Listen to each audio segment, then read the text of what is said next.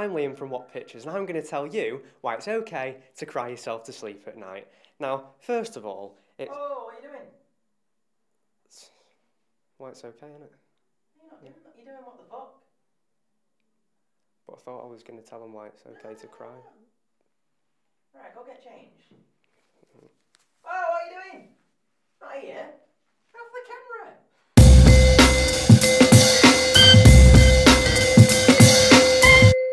Sorry about that, slight mix-up. Not very good for your first day, is it? But anyway, this is What the Fuck. My name's Liam Cooper, and this is the show where we see what strange things the other aliens that live on this floating rock have been getting up to. And it's called What the Fuck. 4 stories, 3 real, 1 fake. Just get it over and done with. Story number 1. Police rush in after man heard screaming, "I'm going to kill you," discover noise caused by him attacking spider. Okay. Sydney police say a man was left quite embarrassed after several neighbours mistook his efforts to kill a spider for a domestic violence incident. Around 2 AM on Sunday, several police cars rushed to an apartment in the northern suburb of Wollstonecraft, responding to reports of a woman screaming hysterically, a man yelling, "I'm going to kill you, you're dead," and furniture being thrown. I get people being scared of spiders, but is the furniture throwing really that necessary? Fucking rolled up newspaper, innit? A man police described as out of breath and rather flustered answered the door, and the local area command's Facebook page documented the exchange that followed. Bit of a script reading now, treat for you. "Where's your wife?" an officer asked. "I don't have one," the man replied. "Where's your girlfriend?" he pressed. "I don't have one," he said. Oh God, that's going to stay with me, that. Police told the man neighbours had heard the screams, the threats to kill, and the dull thud of flung furniture. "Come on, mate, what have you done to her?" the officer asked. "It was a spider," the man replied sheepishly. "A really big one." "What about the woman screaming?" "Yeah, sorry, that was me," he said. "I really hate spiders." The commotion was down to the man frantically chasing the spider around his apartment with a can of insect spray, police said. They inspected the unit just to be sure, finding nobody injured, other than the spider. Officers had it. Just a stain on the laminate. It's not the first time a spider has sparked alarm. Another arachnophobe set a service station in Michigan on fire in September after he tried to scare a spider away from his petrol tank using a lighter. There's all the ingredients there for what was going through his fucking head, you know what I mean? There's a petrol tank, an arachnophobe, a spider. All walked into a bar. So that was the first story. I've already got feelings that might be the fake one. Just the thought of a grown man just running around screaming high pitched trying to swat this spider. Oh dear. Story number 2. You're in for a treat now. Just seen the headline. Man shoots his own penis, in capital letters, in bed, then lies to cops about how it happened. I mean, obviously I want to know why and how. I got some oids stuck on my willy once. What are oids? The magnet things. No. What? Oh, you didn't know what I was messing about with them under my sheets when I was a kid and they just went... A man shot himself in the penis as he lay in bed, then lied about it happening as he was mugged, police claim. Okay, give it a chance. The man has a criminal record effectively banning him from possessing a gun. What, before or after?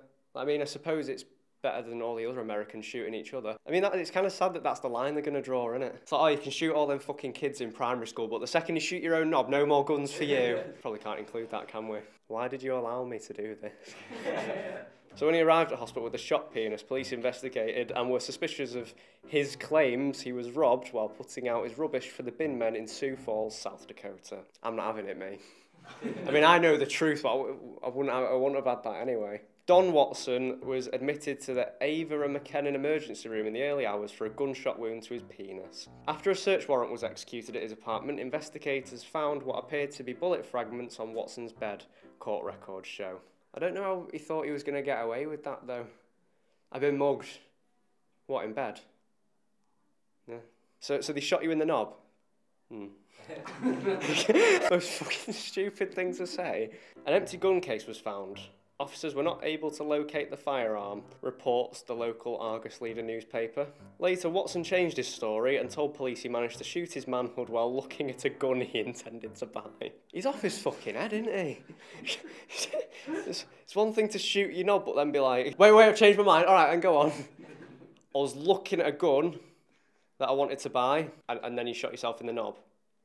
I was looking at some garden trimmers.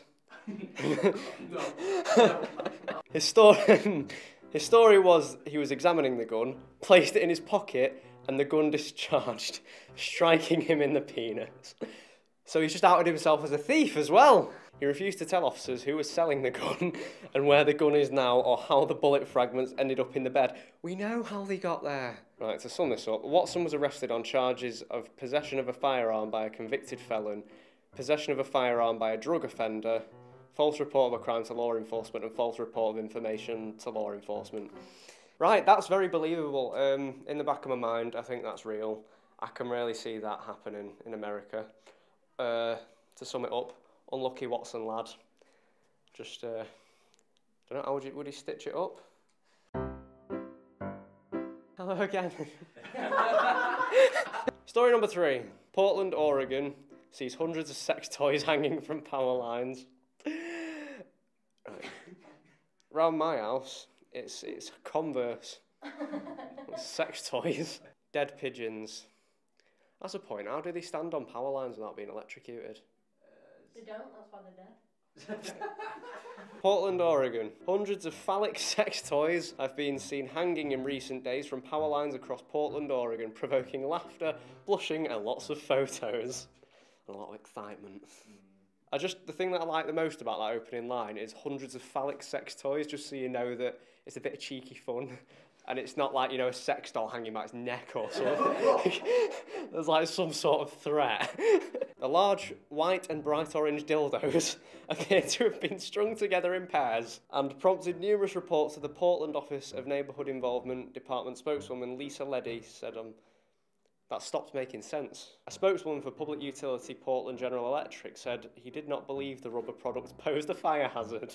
In online forums, Portland has posted photos of dildos swaying in the wind above a number of major commercial streets and speculated about their origins. Portland resident Lucila Seiches Eppel, so sorry for butchering that name, said she first encountered the phalluses at a Portland street fair over the weekend. You could spot them in several intersections and you could see all sorts of reactions to them, she said. Some would blush, others would laugh, and most would take photos. I mean, why would you not?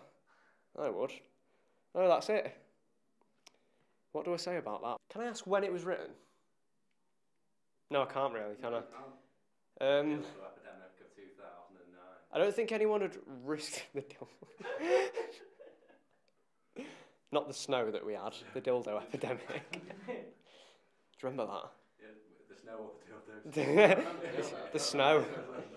I don't see why anyone... No, go on. It wasn't snow. Oh, dirty.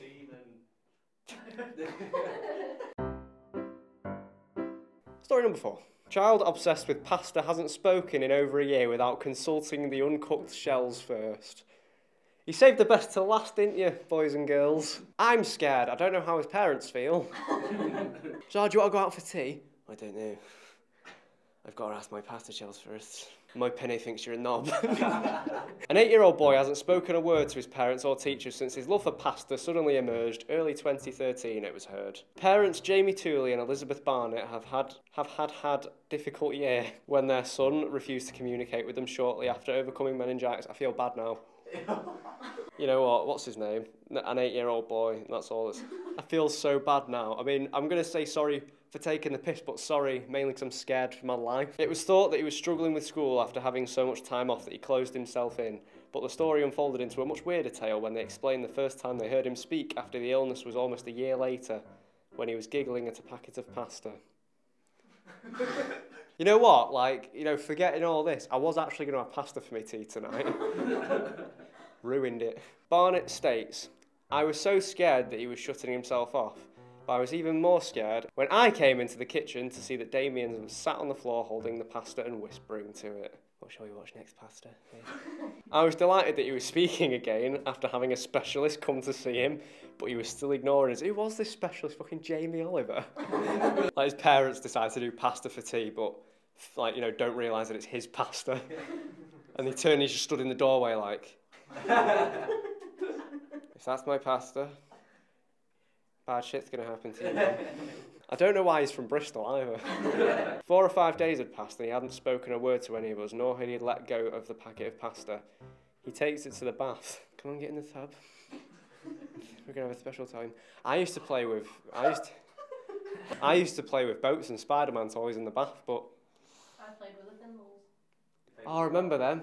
I played with a jug. He takes it to school and to bed.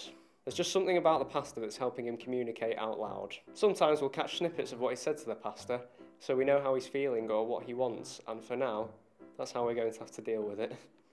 Don't think they've got much other choice, to be totally honest with you. Damien is currently attending a speech therapist and is said to be making slow progress.